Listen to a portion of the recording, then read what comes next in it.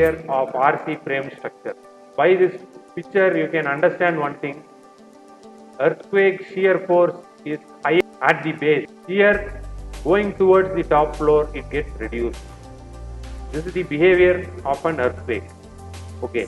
It generates inertia. If I place any object, if I have to move from one place, this object have one resistance. What resistance? Inertia of resistance. If I want to move this wall has a resistance called inertia. So inertia is an inbuilt property. If you want to move any object, your force has to be more than inertia force. So that is why F equal to ma, mass into acceleration. The mass has inertia force. So inertia is an inbuilt property. This is what they are saying. The earthquake force or shaking generates inertia force in a building. If your resistance is more, earthquake force will be more. So do not try to resist the earthquake by increasing mass. Even mountain cannot stop the earthquake. So your concept should not increase the weight. Even mountains will shake during earthquake. That is why earthquake generates inertia force in a building. When you are designing RC frame structure, what concrete you have to use? High density concrete or lightweight concrete? Lightweight concrete you have to use. Do not go for high density concrete, seismic zone 4 and 5. Most of the mass in the building are present in floor levels. Why you are finding shear force at each floor? At each floor you have the mass concentration. Column doesn't carry any mass. It just transfer. But what carries the mass? Floor carries the mass. These force will travel through the slab and beam to the column and wall. So the seismic force primarily transfers the load to floor and to the beam. Below the floor you have beam and it transfers to the column. But one member is taking more earthquake load is called wall. This is a wall and during the seismic force what happens? The wall is getting compressed. So that is why you can see cracks in the walls. Walls just collapse. See here you can see collapse of masonry structure. What is that? This is not a slab.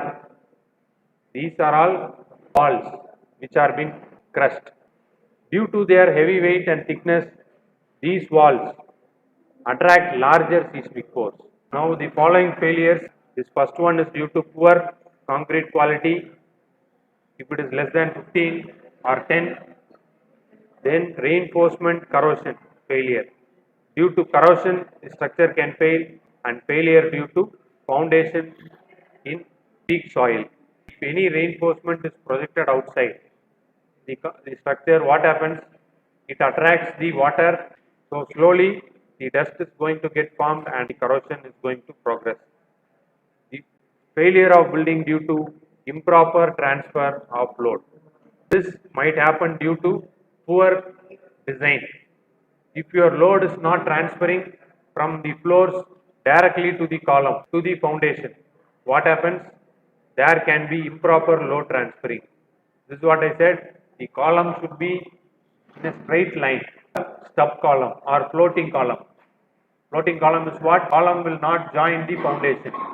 At in between sides, it joins with the beam. So this kind of improper load transferring mechanism should not be there. No engineer consulted. If you are only constructing a building by using mason, what happens? The improper load transfer due to poor centering. The failure of RC concrete structure due to poor concrete mix and water quality. If your water cement ratio is higher, due to that the RC structure will fail. Failure of structure due to beach sand in construction. Moreover, if you are doing construction along the seashore, you can see lots of sand will be available there. During the construction, they might use the sand which is available nearby. They will not transfer the sand for 1200 or 1500 rupees. What they will use, whatever the sand is available, they will use for the construction. So those kind of sand which is going to affect the structure in a different manner. Large cracks will be visible.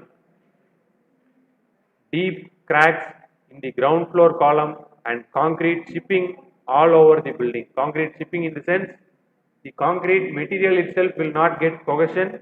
Why? Because it will not fall in zone 1, it falls in zone 4. So what happens? The concrete gets chipped over during the earthquake. If you are using beach sand, it is going to affect in these two parameters.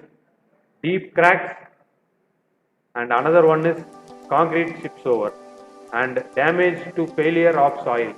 If in a weak soil you are constructing, or if the depth of foundation is not sufficient, then the failure occurs. These are the following cases for failure of RC frame structure during construction as well as in the design. If you follow these criteria, you can reduce the failure of RC frame.